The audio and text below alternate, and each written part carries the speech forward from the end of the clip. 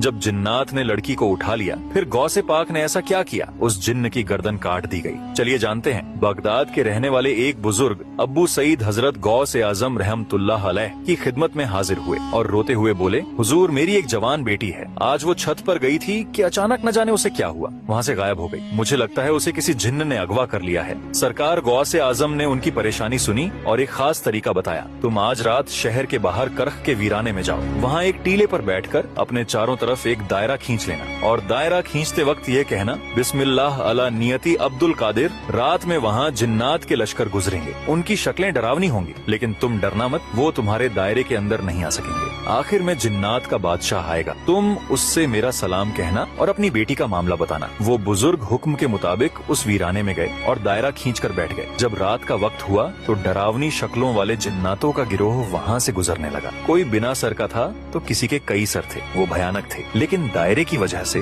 कोई भी उस बुजुर्ग के पास नहीं आ सका। फिर कुछ देर बाद जिन्नात का बादशाह, जिसका नाम मीरस बताया जाता है, अपनी भारी लश्कर के साथ आया। बादशाह ने दायरे के बाहर रुककर उस बुजुर्ग से पूछा, ए इंसान तू कौन है? बुजुर्ग, मैं गौसे आजम का भेजा हुआ हूँ। गौसे पाक का नाम सुनते ही बादशाह ने सर झुका लिया और अदब से बुजुर्ग के सामने बैठ गया। उसके साथ पूरा लश्कर भी अदब से खड़ा हो गया और बोला, सरकार का क्या हुक्म है? बुजुर्ग बोले, मेरी बेटी को किसी जिन्न ने छत से अगवा कर लिया है। सरकार ने फरमाया है कि मेरी बेटी मुझे वापस दिला दी जाए। जिन्नात के बादशाह ने तुरंत अपने लश्कर में ऐलान करवाया, किसने इस शख्स की बेटी को उठाया है। थोड़ी ही देर में एक जिन्न को पकड़ कर लाया गया। वो एक चीनी जिन्न था और उसके पास ही वो लड़की थी। बादशाह को बहुत गुस्सा आया। उसने उस जिन्न से पूछा, तुझे पता नहीं कि यह बगदाद है और यहाँ गौसे आजम की हुकूमत चलती है, तूने यह जुर्रत कैसे की? उस जिन्न की गर्दन काट दी गई और लड़की को बाहिफाजत बुजुर्ग के हवाले कर दिया गया। सुभान अल्लाह, गौसे आजम का वो मर्तबा है जहाँ जिन्नात भी थर थर कांपते हैं। दोस्तों, अगर आप भी गौसे आजम के सच्चे दीवाने हैं तो दिल से लिखिए या गौसे आजम और लाइक सब्सक्राइब जरूर करें।